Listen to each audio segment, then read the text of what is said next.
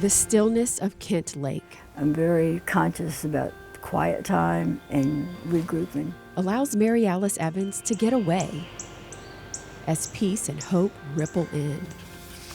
I have come to look upon you as a companion, as a friend, as a savior, as a rock of safety that keeps me from all harm. A perfectly placed escape in Quentin, Virginia, That's my mom. and letters from the countless lives she has forever changed. I certainly didn't want to be wrapped too tightly or maybe by the wrong hands, but these hands were gentle and caring. Moving on through severe mental illness, a medical condition impacting more than 1 million adults in Virginia. This is what we'll be doing in May at Chester House, where you see MAE, that's me on Tuesdays. 76-year-old Mary Alice is a certified peer recovery specialist in Chesterfield County. The peer specialists just jump in and help people through their tragedies, through their worries, and they will help them stay alive. For close to 4 decades, she has aided the helpless in feeling hopeful. But the road to get to this point in her life has been long. This was taken when I was sick. I lost 4 babies before I was 30 years old, 2 miscarriages and 2 baby boys that died. It took me 26 years to go to a baby shower. Her depression mounted. Her unpredictable mood swings led to erratic outcomes. Mary Alice was admitted to the hospital. I just had so much in my head, it felt like it was going to explode. At the age of 33, she was diagnosed with manic depression, what we now call bipolar disorder. The manic highs and depressive lows led to a failed marriage and career and additional hospital visits until 1990 at 42, after a spiritual awakening. I got out of the hospital and I've never been in the hospital since. I got really involved in my church. I was ministered to the sick. I would bring communion to the people that were in housing. Mary Alice went on to earn certificates in pastoral care and theology and ministry. I tell my story, and I think it's important to know that they're not alone anymore. She sheds hope. She is a light, a beacon for people. Wanda Reese. Because people can look at Mary Alice and she can talk about her past experiences. The services supervisor at Chester House. She had significant bipolar disorder that impacted her life, and she now has recovered. Wellness Recovery Action Plan that I believe in wholeheartedly. This has helped so many people know that they can do something. There's an action to it. I mean, this is her life work. This is her life work. Mary Alice survived her own battle so she could inspire others to overcome theirs. My dad was a pilot, so we moved to New Jersey, and I was behind in everything. I was a dumb person. I was walked to remedial reading with my head down.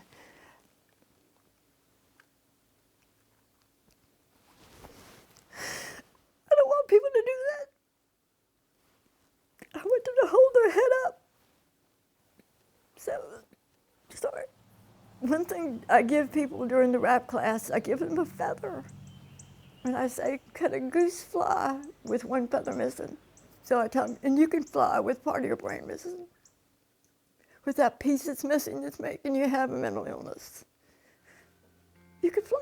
Mary Alice also soaring. That young remedial reader is now a published author. This is, of course, in my book, Walking in Hope, Living in Grace. At the end of each chapter, I have a phrase about hope. Everything that I did always had hope behind it. That feeling of hope passed on to those who need it most. We are beginning recovery, maybe not for the first time, but recovering again with the tools to keep us well and tools to help us if we are not well. Like Mary Alice taught us, even though we have lost a feather, we can still spread our wings. Shout out Pops, 2 years, raise a soldier, and I stand out like you too. Pencil to paper, spoken word poetry. Tell mom's little sis I'll be back in a minute. The artist, reflecting on his life, grabbing inspiration from a dark place. I don't wish it on anybody or anybody to have that experience.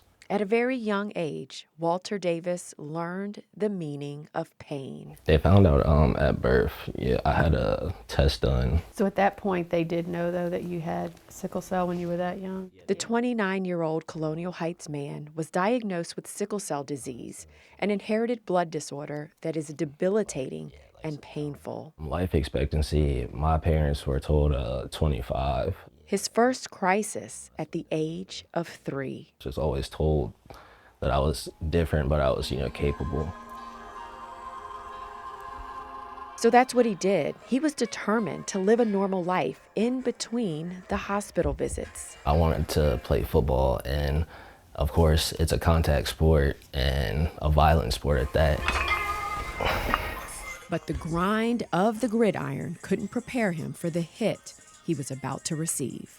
A part between puberty and my early adult years that I was good for a while. I thought everything was gonna be okay, and the next thing I know, curveball. As the doctors originally warned, his disease started causing excruciating agony. I want to say 23 is I start to notice a lag. I'm starting to notice I'm lagging behind. I'm getting more tired. I'm more fatigued. The simple act of walking was unbearable for Walter. It felt like I was walking on my bare kneecaps.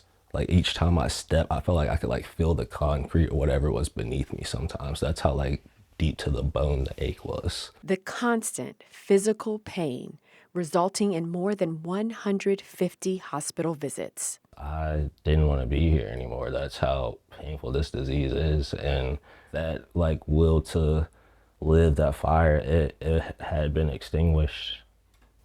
It had been extinguished. The saddest thing, which is not necessarily true, but many doctors still say, don't plan your life, you're gonna die. Dr. Wally Smith, distinguished professor of sickle cell disease at VCU, met Walter when he was 15. The pain is not relenting. An incurable disease first discovered in 1910, wreaking havoc on patients for more than a century, now has a glimmer of hope. What's happened now is revolutionary. VCU Health was approached about a potential breakthrough clinical trial, gene therapy.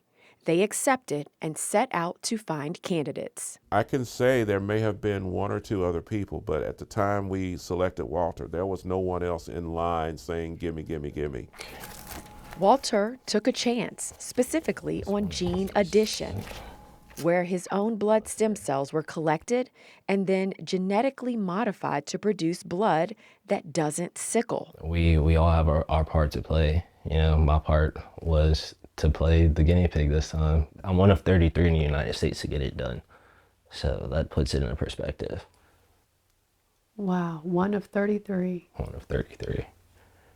It's like winning the lottery. You can achieve anything as long as you have the willpower. You had no idea what was to come, and you were still super positive about the experience. I didn't have a choice. But currently undergoing a process to get my sickle cell cured. And what they're doing is they're doing genetic editing. It's life-changing, and it's not just going to affect me, it's going to affect a lot of people in the future. One of the major risks of this experimental treatment, high-dose chemotherapy, I'm having all the side effects of the chemo now. which is needed to weaken the body's blood cells so that when the new modified cells are infused, they will win the battle against the old cells that created sickled blood. They said I'm going to have more days like this. It's just a lot of fatigue. The more than 1 year process for Walter finally coming to a close. Look, we're backing up. We're ready to go. We did it, man. We're making history. Walter was right. Just 8 months later, in December 2023. The FDA recently approved 2 breakthrough gene therapies that can now be used to treat and possibly cure the genetic blood disorder. And now, I know it needs to be spoken, it needs to be told, and who better to tell it than me? for a mind that was once consumed with heavy thoughts of pain, just picked it up, again, started writing seriously. Walter is free to explore so much more. Life now is a lot more enjoyable. It's a lot more fulfilling.